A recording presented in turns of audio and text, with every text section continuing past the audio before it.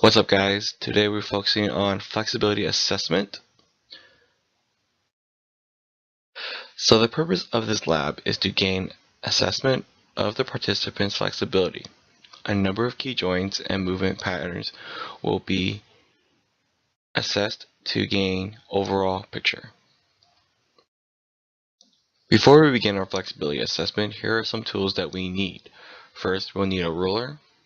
Next is a sit and reach box, a goniometer, an examination table, and a floor mat. Before we begin any assessment, we must do the part Q. Has your doctor ever said that you have a heart condition or high blood pressure? No. Do you feel pain in your chest at rest during your daily activities or living, or when you do physical activity? No. Do you lose balance or dizziness or have lost consciousness in the last 12 months? No. Have you ever been diagnosed with another chronic medical condition other than heart disease or blood pressure? No. Are you currently taking any prescribed medication for the chronic medical condition? No. Do you currently have a bone, joint, or soft tissue problem that could be made worse by becoming more physically active? No. Has your doctor ever said that you should only do medically supervised physical activity? No. Good. You're all clear. So here are the linear measurements. First will be the shoulder. We're going to look at extension, flexion, abduction, and then medial lateral rotation. Next will be hips, hip flexion and hip extension, then knee flexion, ankle dorsiflexion and plantar flexion, the back scratch test, standard trunk flexion, and finally trunk extension.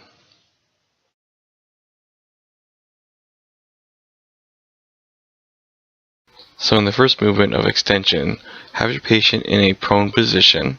The axis of rotation is the acromion process.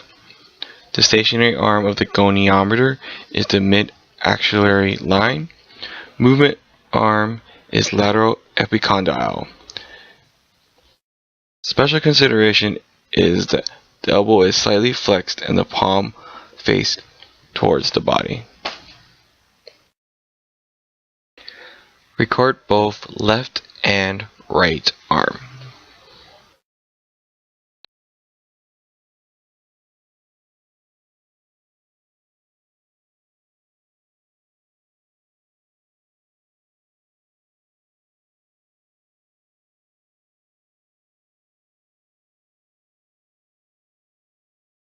In shoulder flexion, have your patient in a supine position. The axis of rotation is the same as extension, which is the acromion process. Your stationary arm of the goniometer is the same, which is the medial axillary line. Movement arm is the same as extension. And special considerations are palm of hand faces the body. Again, make sure to measure both right and left shoulder.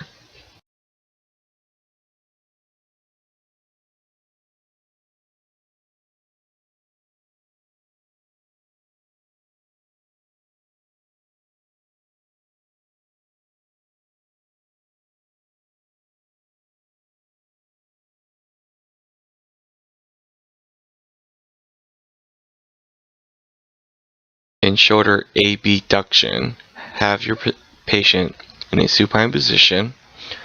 Axis of rotation is going to be the anterior axis of the acromion process. The stationary arm of the goniometer is parallel to the midline of the anterior aspect of the sternum at axis of rotation, and the moving arm is the medial midline of the humerus.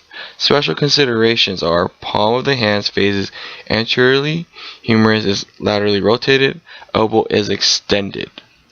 Again, you're going to measure both right and left arm. For the medial rotation of the shoulder, have the patient face in a supine position. The axis of rotation is the acromion process. The stationary arm of the goniometer is perpendicular to the floor. Moving arm is on the styloid process or ulna. Special considerations: arm is abducted 90 degrees, forearm is perpendicular to supporting surface in mid-pronated supine position. Humerus rests on pad so that it is level with acromion process. Lateral shoulder rotation is in the same position as it was in the medial rotation of the shoulder, except the patient will be rotating laterally away instead of rotating in towards the body. Going that way or the other way? That's right. This way. I don't remember going. Put your right arm down, like flex it on the thing. 85? Same. This shit is not 85. Oh, fuck. Here in hip flexion, you want your patient to be supine. Axis of rotation is lateral aspect of the hip joint, using greater trochanter as reference. Stationary arm is lateral midline of pelvis. The moving arm of the goniometer is lateral midline of femur, using lateral epicondyle for reference. Special considerations are knee is allowed to flex as range of hip flexion is complete. You also want to stabilize the pelvis as much as you can. In hip extension, your patient is prone. The axis of rotation is lateral aspect of hip joint. Stationary arm of the goniometer is lateral midline of pelvis, as well as moving arm is lateral midline of femur. You want to stabilize the pelvis, and special considerations are knee is flexed during hip extension.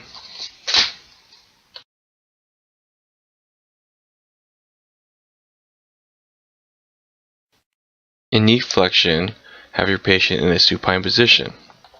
The axis of rotation is over the lateral epicondyle of the femur. Stationary arm of the goniometer is going to be lateral midline of femur, using greater trochanter as reference. Moving arm is going to be lateral midline of fibula, using lateral malleolus and fibular head for reference. Stabilization to the femur to prevent any rotation, abduction, and adduction.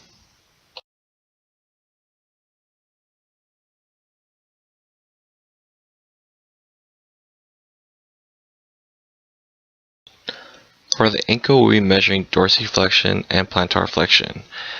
Have the patient be sitting. Axis of rotation is going to be over the lateral aspect of lateral malleosus. Stationary arm of the goniometer is going to be lateral midline of fibula, using head of fibula for reference. Moving arm is going to be parallel to the lateral aspect of the fifth metatarsal. Stabilization of the tibia and fibula, and special considerations are participant sits on end of a table with knee flexed and ankle positioned at 90 degrees.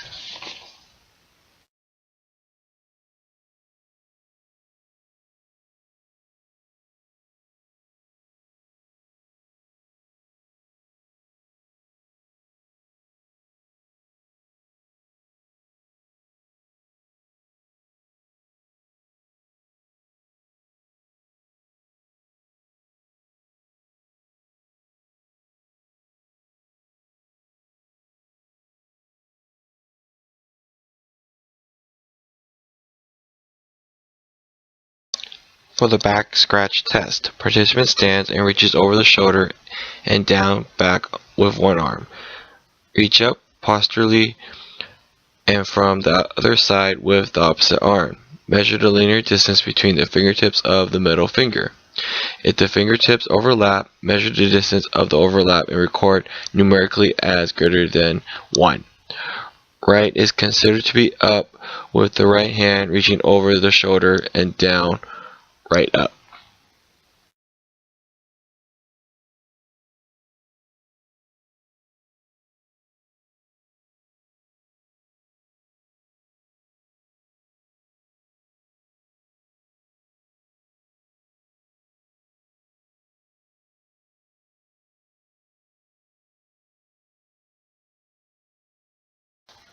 For trunk flexion, patient removes shoes.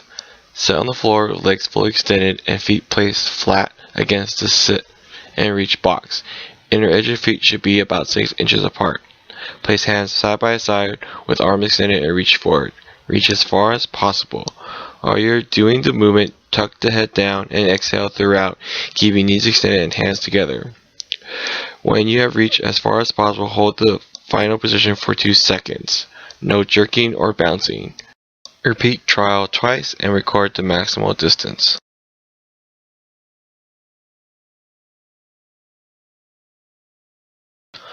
For trunk extension, the patient lies prone on the floor with hands behind the head. On command, participant lifts upper body as high as possible, maintaining neutral cervical spine. Measures taken from the floor to participant's chin. So here are some of the flexibility norms that are given to tell you what range would make them normal. So starting from the left, we have universal goniometer range of motion norms from the shoulder, hip, and knee and ankle. Then to the right, from the top down, we have the back scratch norms. Then the next table is going to be standard trunk flexion norms and trunk extension norms. So here are what the data looks like after measuring the range of motion of your patient. So our patient was Justin, and you can see all the range of motion he has from shoulder all the way to the back scratch test. There's also a section where it explains if he's in the range of norm or he's out, and we also state how many degrees is he below the norms as well. So what does this all mean? Well, there is a lack of research on the importance of flexibility in the health-related fitness. Limited evidence that greater than normal flexibility actually decreases injury. The main importance is to maintain functional independence in performing ADLs. So here are the final thoughts. So overall, flexibility does not lead to any physical benefits in recovery. So far, it has only shown that it helps improve independence in older people in order to do active daily living activities. So that's about it on the flexibility assessment. This is Garrett signing off.